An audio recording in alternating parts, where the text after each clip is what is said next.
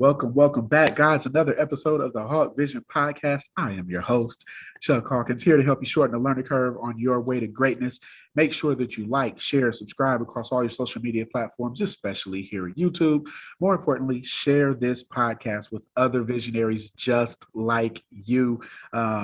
I've been telling you guys this second season, the lineup is absolutely amazing. I have heard your messages. I've gotten all the calls, the texts, the emails, all that good stuff.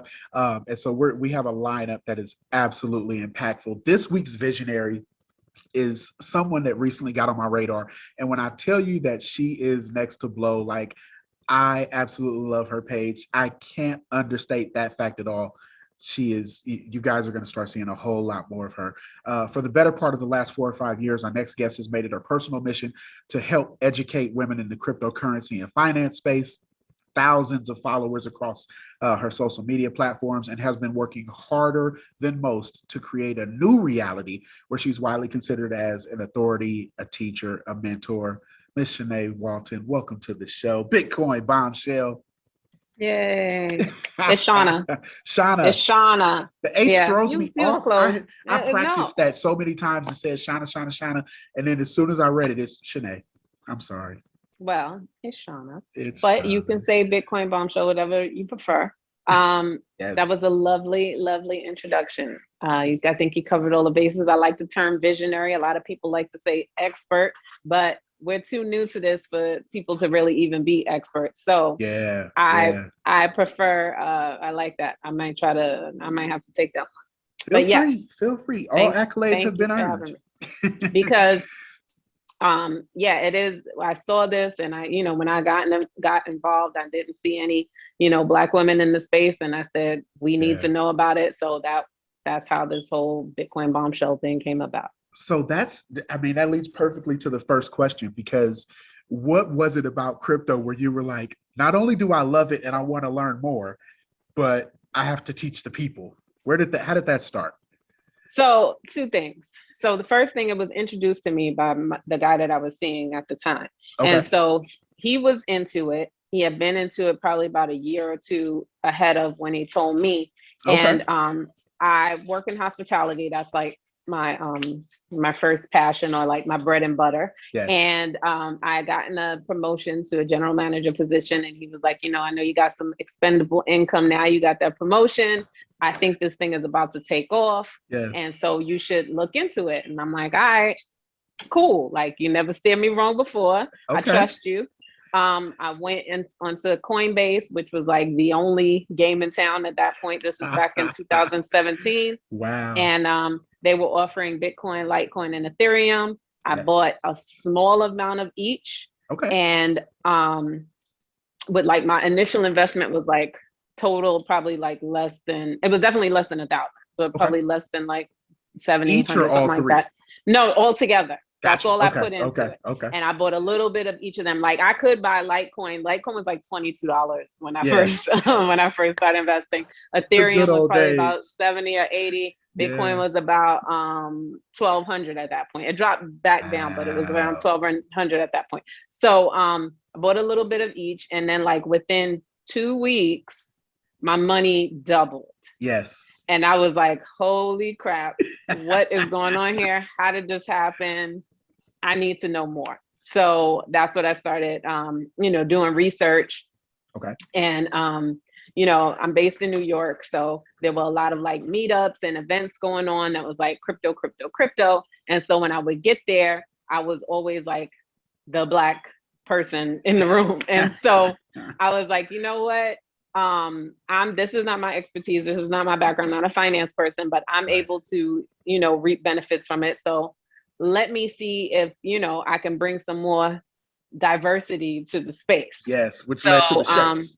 Which led to the shirts. Exactly. And they got new shirts now. Now it says pay me in Bitcoin. But and you can definitely, those the diversity t-shirts are still available as well. But yeah, this is what I'm on 2021. Yes, pay me in Bitcoin. And so yeah, that's what started the diversity t-shirts. I would go in with the shirts on because I'm like, okay, y'all say, because everybody's talking about, this is revolutionary, Right. And we're all about diversity. And then you would go there and it'd be nothing but like I'm not represented. Maybe there might be 1 or 2 Black men there, but the overwhelming majority was probably like Eastern European, and then like some Asian people, but definitely not any Black people. So, you know, I just started talking to people. I wrote a guide back in 2017 towards the end of the year called Demystifying Digital Currency. And so it was like a step-by-step, this is how you do it. You know, open a Coinbase account. This is what you need, a wallet, and like just a breakdown. Yes. And I made that available. So I was like, all right, I need a website. So then it's like, okay, so I created a website just to do that. And I'm just like kind of learning as I go, because there's nobody else that's doing anything. And this is just like a total new frontier. Like you could do whatever. I was going to all of these different meetups.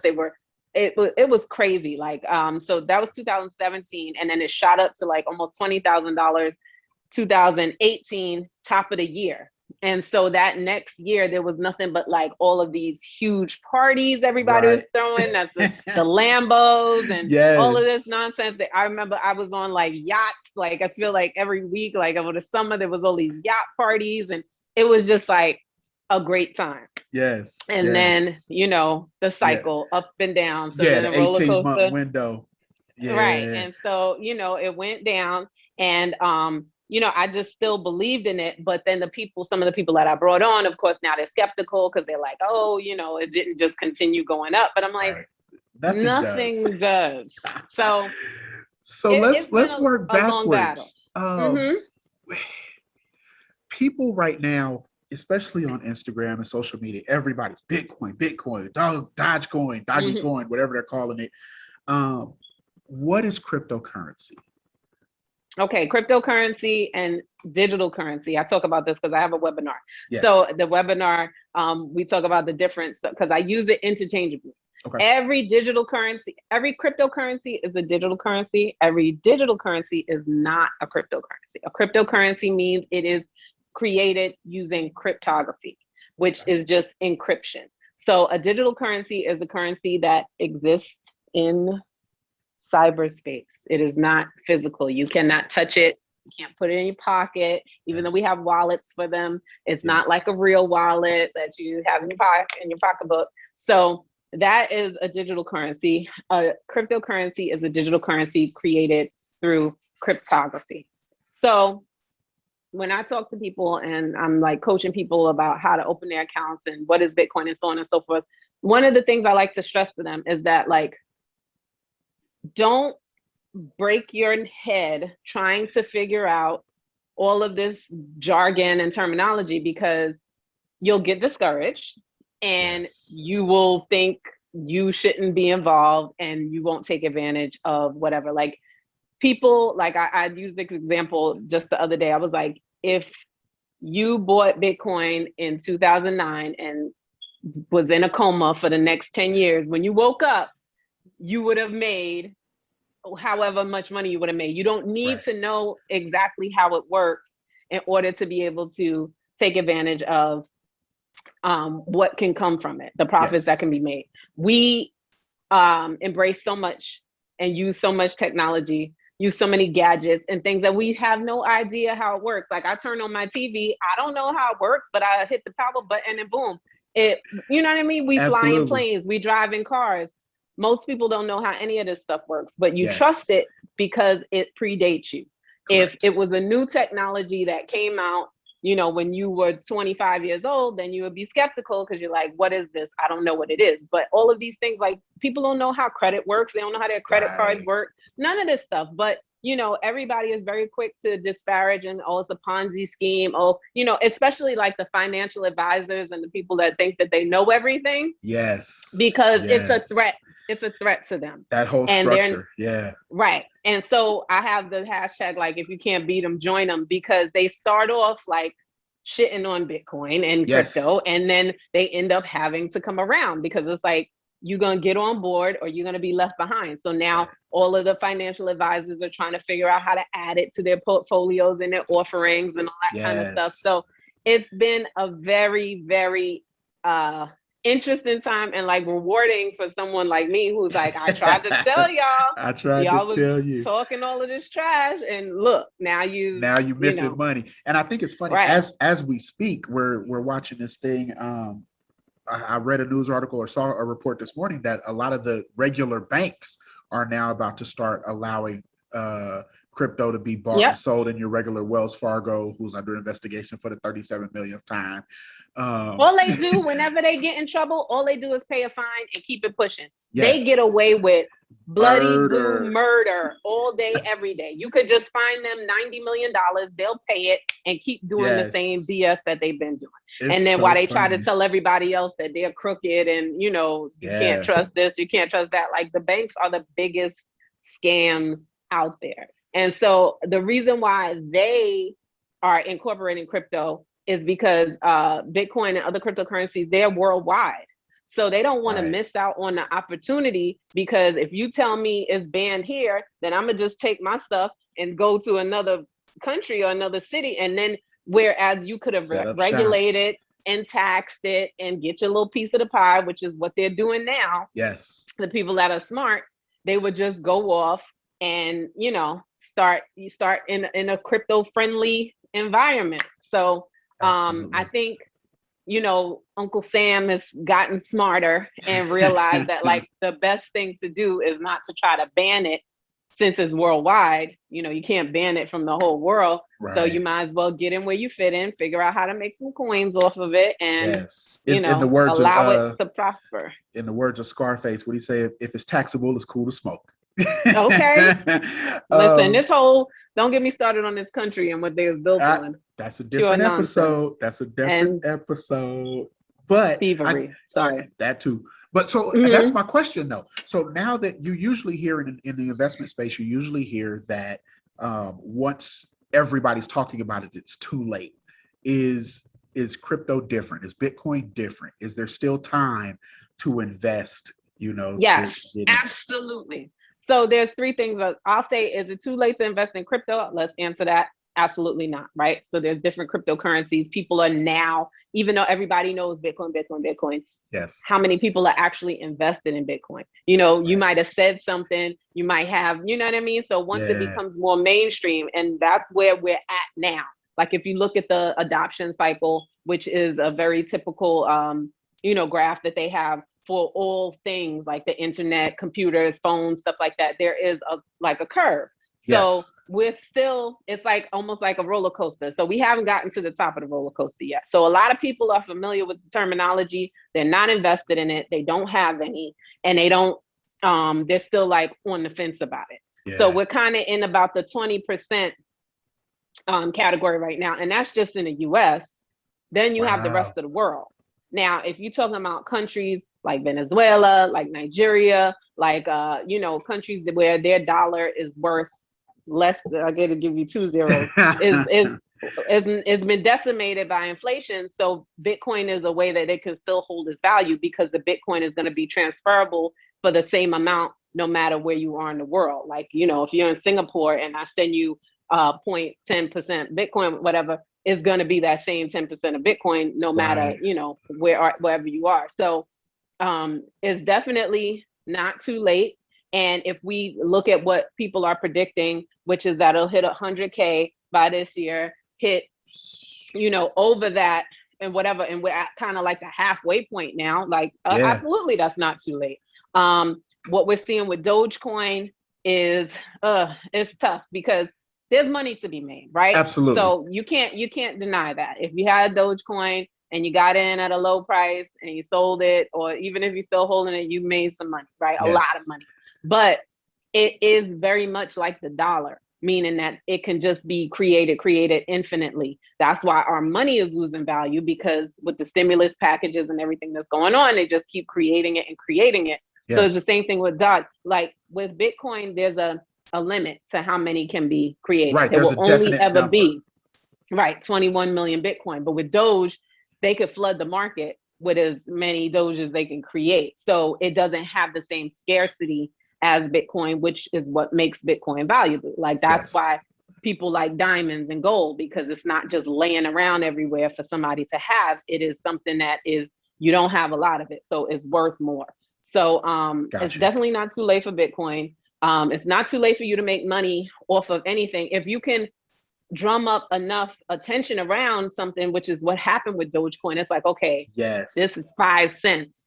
You know what I mean? If I got $100, then I could be, I could really, ball out.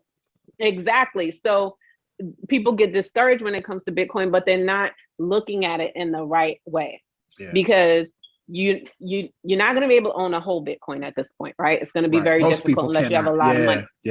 Right. But you can accumulate and acquire Satoshis, and Satoshis are the smallest unit of Bitcoin. It's a millionth of a Bitcoin. So like a Satoshi millionaire. But talk to me about what that means. Is that the same as like a fractional share of? Well, no, it's kind of like if you want to, so if Bitcoin hits $1 million, a Satoshi would be like a penny. So it's more than a penny right now, because Bitcoin is not at $1 million yet. So it's about like, I think like 100 Satoshis or something like that, or maybe like 50 is like a penny. It depends, because it fluctuates so much. But it's just a small increment of Bitcoin. And even when you're paying with stuff, if you look at it as like it's 5,000 Satoshis or 1,200 Satoshis, that's how, it's a easier way to think of it, instead of saying like 0.1006 Bitcoin. Like it's, it's different. It's harder to try to calculate it. And it makes you even feel better when you're acquiring it. So if you're on Cash App and you buy $50, you'll have like 2,000 Satoshis. So it's like, ooh, I got, you feel like, right. You feel like you're doing something. And that's the way that it's being divvied up, and that on a lot of these platforms, you're buying it in Satoshis. That's how that's what they consider it as. Got it. So we were gonna come back to that, but we gotta talk about Doge. So it was originally Dogecoin, right? And now that people are, starting to love it. No, it's Doge. It was always Doge. I thought it was Dogecoin because originally it didn't have any use case. Right. But we want to talk about it because as we're recording this, of course, our everyone's favorite entrepreneur, Elon Musk, is about to host Saturday Night Live. And he's expected to all but pump the coin, take whatever fine the SEC is going to give him, but he's expected to pump the coin. How much of a player is Doge versus coins like Litecoin and my personal favorite, Ethereum? I love Ethereum. So the people really are driving all of these things, right? So just like your dollar is worth $1 because if you go into the store, they agree upon the value of it being transferable. So it's like, okay, you get this and this is $1 and we agree upon it. So it's the same thing with the Dogecoin, Bitcoin, Litecoin, Ethereum. Ethereum has a very specific use case. Litecoin is supposed to be a faster version of Bitcoin. Okay. So, but it hasn't been adopted in the same way.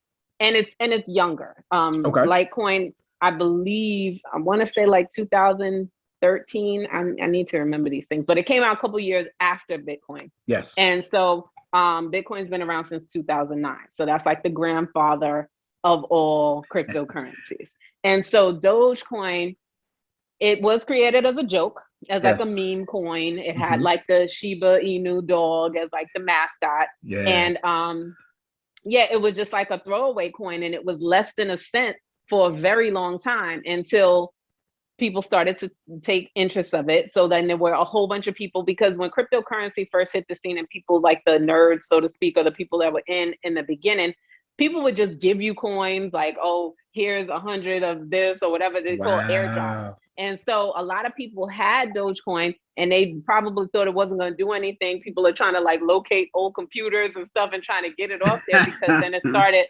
pumping and, making people a lot of money. But yes, Elon Musk, Mark Cuban, who is now accepting it at the Maverick Stadium for merchandise, for tickets. I think they're kind of doing it as like a social experiment to see how much influence they have and to see how easy it is to get people to get on board. Because with Bitcoin, there's the like, oh, it's so much, it costs a lot of money. We can't, people aren't going to embrace it. But Dogecoin was like pennies or less than pennies even at the top of the year. So it's like, okay, this is for everybody. Everybody can put $50 or even $20 or $10 and feel like, they have a stake in this that is going to be tangible. So I think it's kind of like on their terms, a social experiment. Like if you look at Mark Cuban, you know, he's on Shark Tank. Yes. He's into a bunch of different things, like, you know, throw something at the wall and see if it sticks. And so it's like, okay, what can I get people to do and how quickly? And, you know, I can put it on Twitter, and then does it take 30 minutes? Does it take a day? You know what I mean? So it's like for him, I was watching an interview with him not too long ago, and he is just having fun. You know what I mean? It's for him, it's you know, he's playing with house money. He's good. He's, you know, he's a billionaire many times over. He like, all right, let's try this. Let's see what happens. And the same thing, you know, Elon Musk, he's trying to go to freaking Mars. So it's like, maybe this will be, this will be Mars. This will be the Mars coin or something like that. So it's like, I think they're just like playing around with stuff, and, you know, and people are, of course, getting swept up in it. And the thing that people need to be careful about is the taxes, because all of these overnight millionaires, or not even millionaires, 100,000aires or whatever, capital gains tax is not like your everyday state tax or whatever. So, you know, and people that are used to getting refunds back when they get tax bills back from cashing out from these huge, you know, profits that they made over the last year, they need to, you know, they may even need to get into an accountant, but they should definitely set aside some of the money that they get. Sorry, there's a fire truck. They should set aside some of the money that when they cash out, for their taxes the next year. Because people that are retail investors, they don't know stuff like this.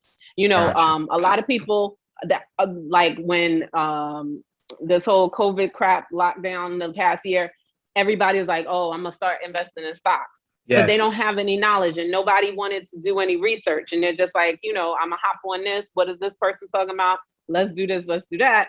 And so now next year, when they are looking at like, oh yeah, I cleared 200K, and they get this and that 51% bill come in. Right. And the money's gone because you done, you know, bought some cars, or, you know, bought a house or whatever it is that you did. You just got to think in advance, because this is not what you used to. So, you know. Right. It's still considered revenue. I think that's the part that people need to realize. It's still considered income once you cash it out. And so that leads me to my other story. You had a real hard, I don't want to call it a fall or a hurdle, but in terms of these different places where we hold crypto, right? You had your phone cloned. And I had a really hard lesson. That's what I had. There we go. That's a good word. Okay. Let's talk to the people, because everybody's on Robinhood right now. Coinbase just went public. And with Coinbase going public, of course, they're going to acquire a lot of users. Let's talk about your experience. You had some crypto, and what happened? So this is the craziest thing ever, because this happened back in 2018, and maybe was it 2018, 2019? Okay. I'm not sure. It might have been 2019. I'm at work. My phone starts doing something weird. Like, I noticed that where it would say my phone carrier, there's like no service on it. So I'm like, what's going on? I start like doing a little troubleshooting, but I'm supposed to be working. So I'm like, I can't really devote the time to it. But I had just read an article on Medium about someone who had hundreds of thousands of dollars stolen from him in a SIM card port thingy. So I had just read it. And so since I had read it, it was like fresh in my mind. And I'm like, oh shit, I think this is what's happening to me. I called my carrier. The first representative I spoke to was like, oh no, it's just a glitch. He tried to like throw me off. Right. So I'm like, all right, I'm at work. I finished my shift. Still, it's like, because then I couldn't get into my email account. So I'm like, this is weird. It's not just that. There's more to it. Long story short, these phone carriers need to adapt to what is going on. There's a lot of cyber theft going on. There's a lot of cybersecurity issues, and the hackers and the scammers are out there. So someone went into the store, my phone provider's store. They said they were me, got a SIM card, transferred my information over, boom, took and it's so funny because now it wasn't worth that much then. Yes. But now I'm like, damn, I was just talking to my boyfriend. I'm like, damn, that Litecoin, I have Litecoin, and Litecoin is now $300, and it wasn't $300 and a half. And I'm just like, damn, you know. And then they took Bitcoin, and they got into a couple of other accounts that I had, and I don't even remember what was on there, but it's like everything is surging now. I can only imagine, because I wasn't tripping when it initially happened because it wasn't worth that much. But now like everything is going up. I'm like, damn. But yes, so now I tell people, and this is the thing that I do, and I knew better. And I was just kind of, you know what it is? It's like, it really threw me off, because it's like, I'm stepping out here and I'm trying to help people, and I'm trying to put people on. And because of that, now I'm a target. And I was like, you know what? I ain't telling nobody nothing no more. Like, y'all on your own. But long story short, when you open these accounts, don't connect your email address to your phone. So I would say the things that you're doing with your finances, if you have a laptop computer, if you have a desktop, you do it with a separate email that you only access on your laptop or your desktop. Don't access it through your phone, because if somebody can get into your phone and hack into your phone, then they'll be able to see all of the information, because you know they ask for that secondary, like, oh, we're trying to change your password, and then they send you that email. So now, if that email goes to an email that they don't know exists and is not on your phone, then they won't be able to gain access to your money. And then there's also encrypted emails. There are free encrypted email sites. It's just an extra layer of security. One is called Proton Mail. The other one, the name escapes me now, but like I said, they're free. You can open up an account and you do your banking and your crypto stuff in a separate email that's not connected to your phone or on your phone. And then even if you check it on your phone, like if you go into the browser and check it, make sure you delete it. Clear the cache. You know, so this is the thing. You are your own bank. When you're messing with crypto, you're your own bank. So you have to make sure you're guarding it with your life. And a lot of stuff that I see people do that I think is foolish, stop posting the amount of money that you have, stop posting your accounts. You know, I see the influencers and other people doing it. Maybe they got security and stuff like that, but everybody is so excited to tell people like, oh, I made X amount of money. Oh, I did this, I did that. Like, shh. You know, don't be a everybody target. Doesn't need to know that. Don't be a target. And you know, and you didn't make it until you cash it out anyway. So it's like, you know, these people like, oh yeah, I'm up so much, and then you know, Doge drops, and now they're like, now they're not posting. Now they're not posting. Exactly. So, but that's my question, right? So when it's in the, let's say it's in the Coinbase or the PayPal or the Robinhood app, right? And you see the amount of money that you've made, that hasn't cashed out yet. So when you cash out and do you sell those? I equate everything to stocks, right? So is it the same as selling a stock? Do you get something that goes, like, how do you put it into one of those other wallets, right? The more secure wallets. Do you just transfer the money, or do you transfer actual, like, you're selling something? Excuse me. Oh gosh, I'm like choking. Hold on. Please don't choke on the podcast. I ain't got no insurance for that. It wouldn't be your fault. So with PayPal and Robinhood, they don't have, they have custodial accounts. So that means they are in custody of your crypto. It's not your crypto. So if you have a Coinbase account, you can move it. You can move it from point A to point B. You can sell it. You can send it to someone else.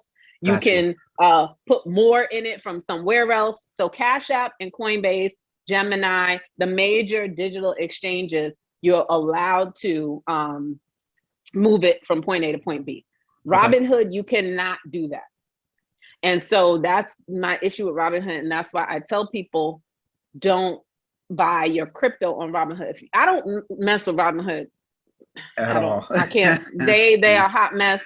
Every time something is going good, they freeze in accounts, and then you can't make no moves. So I don't fool with Robinhood. I use them for the graphics because they're very user friendly. It looks nice and sleek and stuff. So I'll post stuff from Robinhood, but I don't keep anything on Robinhood.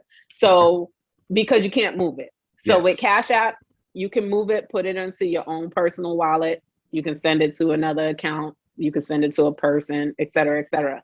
With Robinhood and PayPal. PayPal is supposed to be, and Robinhood are both supposed to be getting a wallet sort of function where you will be able to do that, but they don't have it yet.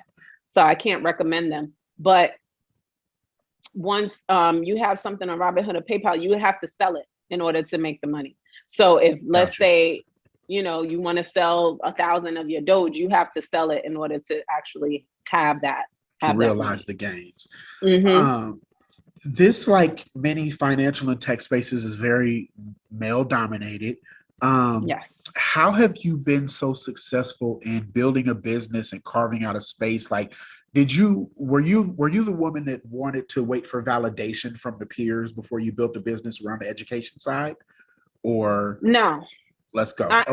The reason why I did it is because I saw a vacancy and I saw a need. Okay. So, and in a lane that was wide open. Because even though now there's a few people, there's a lot of like Clubhouse personalities and people that I see online and stuff like that. But when I started doing it in 2017, there was nobody else. That's why I ended up, I was on CNBC. They picked me up and they were just like taking my articles and making other stuff. Like there was some MTV Canada thing that I was a part of, talking about leading lady in crypto. I'm like, what? Where did this come from? I love it. Global Grind, like different. Yes. And then I was on the Cryptology podcast on a few occasions.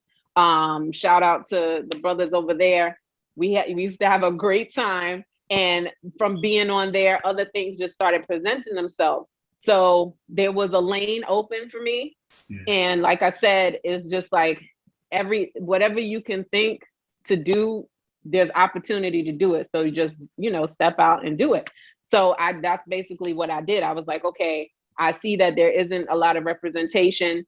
So let me be, see. And then I think people can relate to me because I'm not like super, techie, with the jargon and all that stuff. And it's very relatable. And hopefully people be like, oh, okay, well, if she could do it, then I should be able to do it too, because it is that easy. You just have to, I'll tell you, I'm going to talk about this scammer. I don't know if you caught that on my Instagram page. I saw the story, yes. Okay, so we're going to talk about that a little bit because that's something that our community is very susceptible to. Yes. Because they lazy. Okay, don't want to. Let's go. We don't want to do no research. They don't want to do no research. And I'm talking about my friends even will come to me because they'll come and support and like buy the guide and come to my events. And then they like, and I'm like, so did you buy any? And like some of them at this point, everybody did because they like, okay. But a lot of them waited till it was $40,000 when they knew about it when it was $2,000. So I'm like, I've been preaching to y'all for years, and y'all the main ones that's supposed to take advantage of this because y'all my people and you're always around me. So they don't want to take the time to do it. They like, can I just give you the money and you do it for me? No, I'm not keeping. First of all, that's illegal. Second of all, I'm not comfortable taking all of your personal information. Like to open up an account for somebody, you got to do passwords, you got to do birthdays, you got to do all of this stuff and link into your checking account. Like that's your personal business. Why would you trust me with that?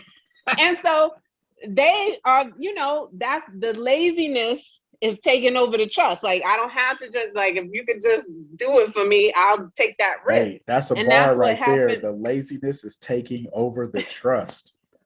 And because that's what happened with these people on WhatsApp. This woman contacted me and she was like, sending me talking about condolences to my daughter, talking about my daughter passed away. And I was like, whoa, what are you talking about? And who are you?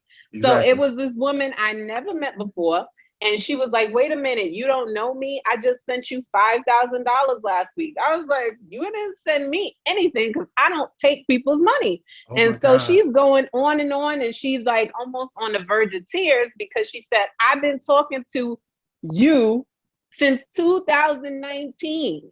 Oh my God. So for 2 years, she's been interacting with somebody that's on WhatsApp. And then she was sending them money. And then she talked her 2 friends into sending her money too. So now it's 3 of them caught up in this. One of them was sending like, borrowed the wife's credit card and put money on the credit. Like it was crazy. And so like, I felt terrible but then I'm thinking like, how could you be so foolish? You've never spoken to me. If you follow me on social media, I speak about not doing this specific thing. Right. And so, and if you don't know somebody, how could you just trust them? Like if somebody is a financial advisor, you think they're on WhatsApp looking for clients? Right. Like people think, but people get so like, oh, this person is promising me, you know, and then that's the other thing. If somebody is promising you a specific amount of money, you know that's not true because nobody can predict the market. Right. So we don't know tomorrow it could drop $5,000 or it could shoot up $10,000. So if somebody is telling you that you're going to get this specific amount of money back, you should, there was like so many red flags. And like I spoke to her and she was very sweet. And then the other two guys that she had talked into it, they reached out to me. Now they could find me on Instagram. They couldn't find me on Instagram when they was investing the money. Right, exactly. But now they could find me. And then they on there trying to curse me out like, oh, where's my money? You ain't answering my, I'm like, I don't know you. Right. You're talking to somebody on WhatsApp. It's not my phone number. It's not my WhatsApp. Like, why would you trust someone like this? It's to send them thousands of dollars. Gone. Yeah, that money is gone. Wow. And so it's just like, we have to do better. And you have to, if you want to, like, there's a learning curve. It is a mindset shift that has to happen. Like when I first opened my Coinbase account back in 2017, I remember, I'll never forget, I was at work and Coinbase kicked me off like 3 or 4 times because I kept trying to, they were like, you got to take a picture of yourself. And apparently the driver ID picture was not matching. And they was like, can't verify. And I almost was like, fuck this. I'm not even doing it. Right.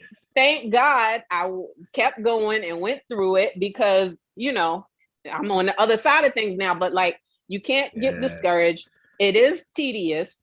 And it is a process. It's like you're not a baby anymore, right? So we have banks are baby, and you give them the information. They make copies for you. Here, sign this, and they sign go do that. It for you. Done. Mm-hmm. Right. But now you're in charge. So you're in charge for keeping it safe. You're in charge for opening the account. You're in charge of like doing everything. And it's like, take the lead. If you want high risk, high reward, you got to be willing to do some work. Absolutely agree. That's the problem. That's the problem. Nobody wants to do the work. So I will tell you, speaking of doing the work, right? I started reading the Bitcoin white paper that you had. And I have to be honest, I felt like an alien third grader reading Russian for the first time. For the listeners, for the people out there that are sitting around on social media and even on the news, they're learning about Bitcoin and now they're interested in it. Is it more important to understand crypto at this point, or is it more important to start building a portfolio? Like, is it a functional retirement option? Is it something that you should have in your portfolio? I absolutely believe it's something you should have in your portfolio. If you look at history, you see the way things are moving, right? So we went from having like shekels and coins and shells you was transferring, then you have coins, then you got paper money, then you got plastic. Now we got digital, and everything is digital. You know what I mean? When was the last time you got a paper check for anything that you did? No, you get a direct deposit. When you pay in a bill, it's like your money is going from one location to another. There's numbers popping up from one location to another location. So that is how money is moving. That's what's happening right now.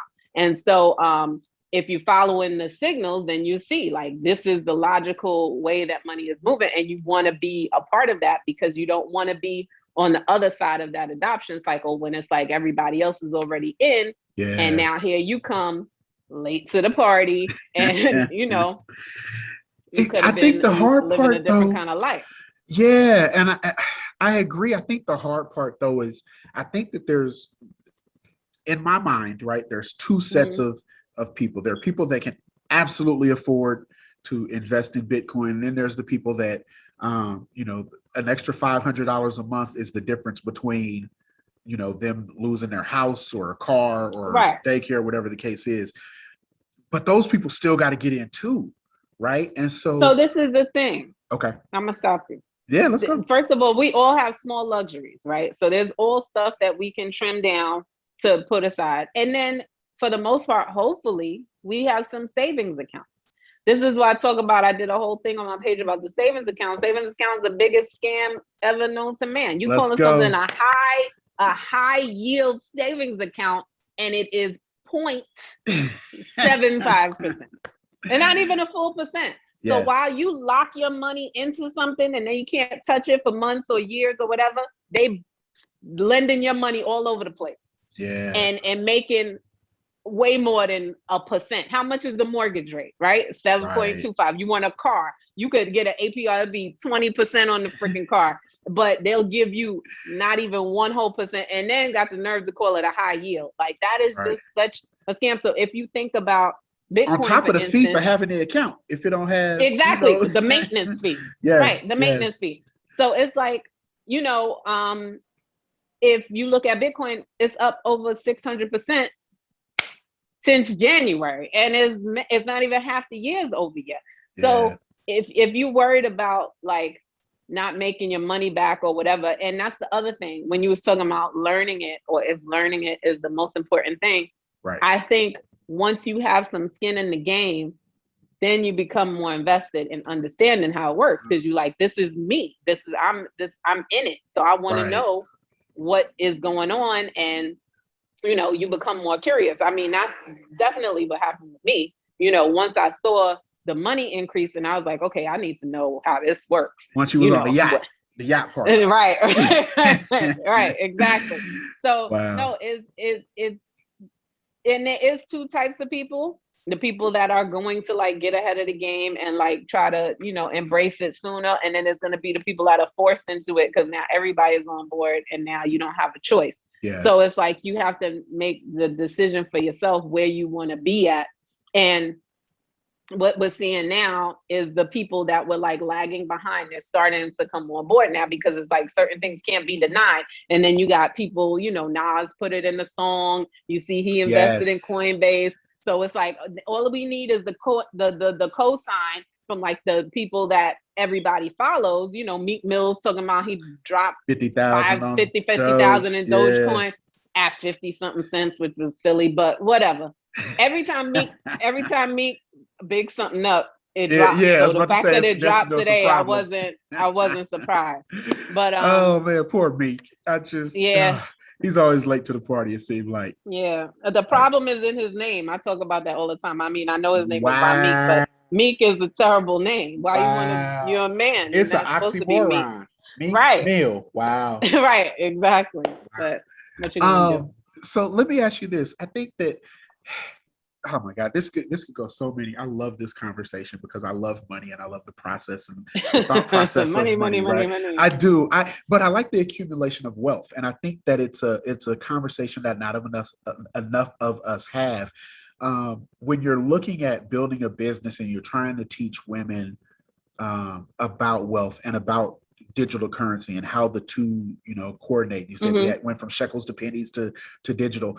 Isn't it hard to wrap the average person or the average customer's head around crypto when ultimately you have to sell it to realize it and then it just turns back into cash again? How does that part work?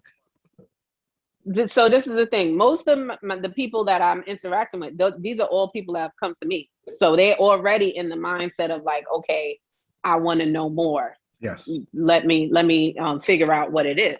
Okay. So then there's that. And then also in terms of you saying like you have to transfer, it's just like a stock in that respect. If you're using it as an investment tool, it's like a stock. So it's like you got your Apple stock, you bought it for $50, it's $150, you got to sell it. And the difference that you make is in what it was and what it is now. It's correct. The same principle. So most people get that part of it. And then there are different cryptocurrencies that you can actually use to buy stuff, to power different things. And that's when you start to get to the more technical things. But like your favorite Ethereum, you're still making money off of it in the same way. Like the value of Ethereum is driven by the fact that everybody has these NFTs now. And so now NFTs live on the Ethereum blockchain, and there you have it. So got it. It's a mindset shift. We gotta switch it up. You know what I mean? We our generation, I'm not sure how old you are exactly, but we've come up and we've seen a lot, you know what I mean? We came from, I was just telling my daughter, like TV used to go off at midnight, like there was no TV.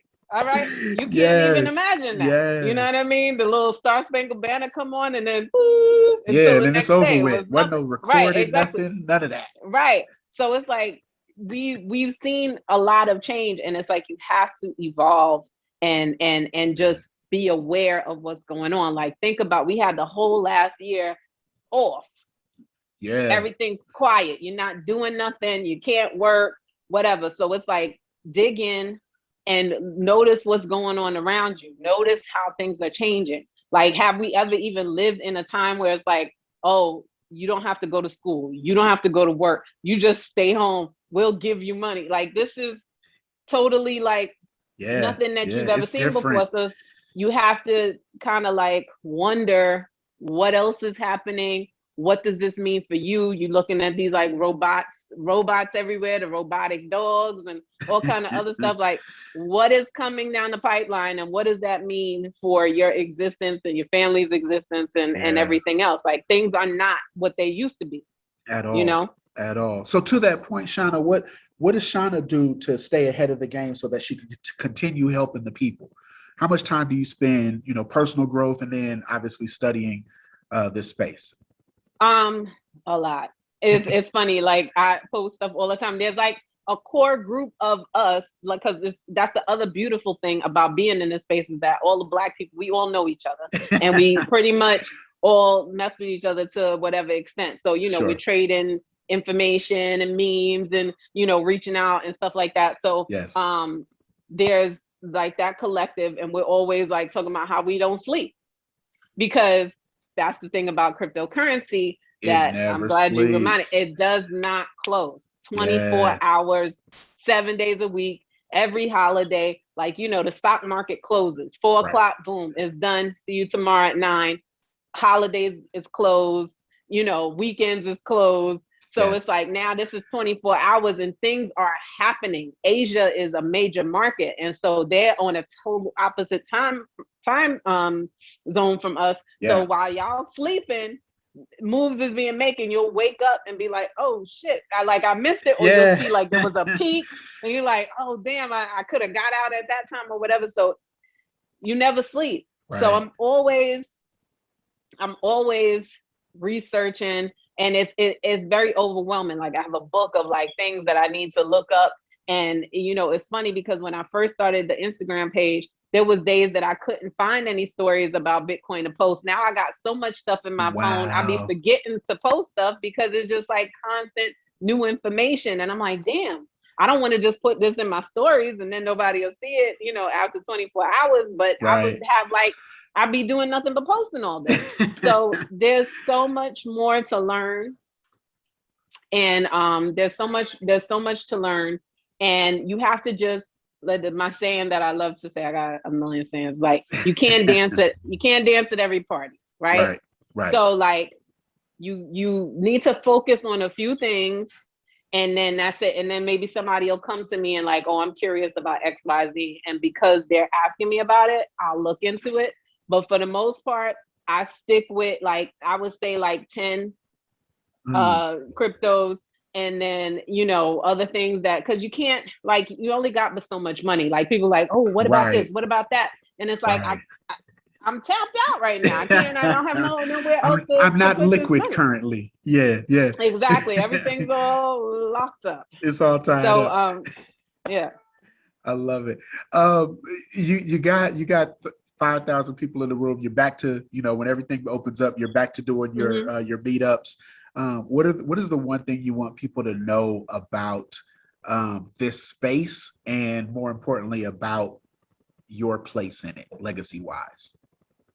Wow. So I don't know. I haven't really thought about my legacy in the space yet. Probably I'm still carving everything out, and I haven't really gotten anywhere near where I would like to be. So there's that. But as far as like in front of just the group of people, I want everyone to know that you can do it. You can do it. You can be involved. You can be invested. You can, have your piece of the pie. It's not too late. That's like the major, like it's not too late. Like so many people like, oh, it's too late for Bitcoin or whatever. Like you sound crazy. If Bitcoin ends up being $1 million at around $100,000, you're going, damn, I wish I would have did it when it was like every plateau. You're gonna be like, oh, I wish I would have been. Oh, you lucky you got in. Like, no, yes. I'm not lucky. I've been telling you, you wasn't listening. Yeah. You found every reason for it not to work. Right, and you was low key hoping that it didn't because you didn't take advantage of it. So you like, yes. I hope it falls off because otherwise she was right. Oh my God, that reminds me of the story that you posted when you said that employer had paid the people in Bitcoin. Yes, and then it went up. Like, wait, give me that back. Like, man, please, I don't even work here no more. Like how? Right? How? Like it went up 700%. You think I'm gonna give you this money back? That's like, you can't do that. It doesn't. In what world does that work? Ever? Right? Because he was trying to get over like when he did it. You know what I mean? Right. If you take your paycheck and buy lottery tickets and end up winning $1 million, he'd be like, oh well, my paycheck bought that, so you need to give me a percentage of that. No, this is what you did. Yeah. And you probably was banking on them not making no money. Exactly. You're trying to be slick because if it wasn't the case, he would just let it ride. Yeah, absolutely. He thought he was getting over on people, and it ended up move. Yeah. Right, exactly. End up, the people are crazy, man. And it's funny because I'm glad you brought that up. So I posted that yesterday. Yes. Everybody likes it. Everybody's commenting, oh, get out of here, whatever. The next post I put up, I'm saying if you should have these 2 apps on your phone. If you want free Bitcoin, you should have these 2 apps on your phone. Nobody is liking that. No, liking it. I'm like, oh, y'all dumb. Y'all just want to give opinions on stuff, but y'all not really trying to get to the money. Yeah. Like there's the Fold app, which I talk about a lot. It's a debit card. Every time you make a purchase, you spin the wheel, like Wheel of Fortunes, like a little game. Yes. And then it lands on a prize. So it'll be like maybe 2 times your purchase, 10 times your purchase in Satoshis. So instead of a cash back, you get in Satoshis back. And so that's free money every time you use the card. And yesterday was Cinco de Mayo. So they did 5% back on every purchase, 5% back in Bitcoin you was getting. Oh my god! So I was like, and on the wheel, there's a slice of the wheel is a Bitcoin. You could win a freaking Bitcoin, a whole Bitcoin. A whole Bitcoin. I saw that too, and now I'm like, I hope I like that because I don't want you to talk about me, but I know But I wanted to ask you about those. We're getting close to wrapping up, but I wanted to ask you because you did say that there's 2 apps that everyone should have on the phone. Right. That one is Fold. And that's Loli? The Fold app. And Loli. Loli is a browser extension, and they have partnerships with a bunch of different merchants. So like anywhere you could shop, Delta, Best Buy, Sephora, Macy's, Bloomingdale's, all of these places, and you get a percentage back in Bitcoin every time you shop with them. So you go to their page, and you put in the store that you're interested in the search bar. If they're affiliated with them and it pops up, it'll say save 4% in Bitcoin or whatever. And then you hit it and it takes you to the regular page and you shop like you normally do. And then after you finish shopping, you get an email and it says you earn $2 back in Bitcoin or and back in Bitcoin. And the 2 great things about both of those places, both Loli and Fold app, is that you can take that money and put it in a wallet. You don't have to keep it on that platform. Wow. So with the Fold app, once you earn, I don't remember what the threshold is. Well, but the threshold with Fold app, you have to have $50 worth of Satoshis before you can move it off the platform. And I think it's around the same amount with Loli. But also on both of those apps, there's a daily spin wheel. So every single day, even if you don't buy nothing, you earn a small amount of Satoshis every single day. Every single day. If you go to the app and spin the wheel. So every single day, and there's So you mean to tell me people jump on these phones and they play Candy Crush and they scroll through their Instagram, jump on Twitter, and they could be getting free Bitcoin. Exactly. And so on my page, there's a link in my bio. And it takes you to there's a link for both of those brands. And if you use the link, you'll get like $10 to start you off. $10 free Bitcoin. Wow. Done. So it's like a no-brainer. Yeah. And I mean, I love the Fold app. I love Loli. I love both of them. Like I'm be looking like, okay, I don't want to buy anything. Yeah, they don't have Loli. I'm not buying nothing. So wow. You could get gift cards with the Fold app. They give you 5% back on all your gift cards. They got Amazon on there. They got Uber Eats, Wow. like everything. I love it. I love Yeah. it. What's next for Shanah Walton? What is next for Shanah Walton? So I do a lot of consulting. People call me. We do a one-on-one consultation. I do a lot of group Zooms. That's what I try to do. I'm like, get your girls together and then book me. And then I'll answer all of y'all questions, do like an hour-long Zoom. We'll go through everything. And, I'll send you the webinar. The webinar is also available on my page as well. Yes. Everything you wanted to know about Bitcoin, but were afraid to ask. So I go through all of the basics.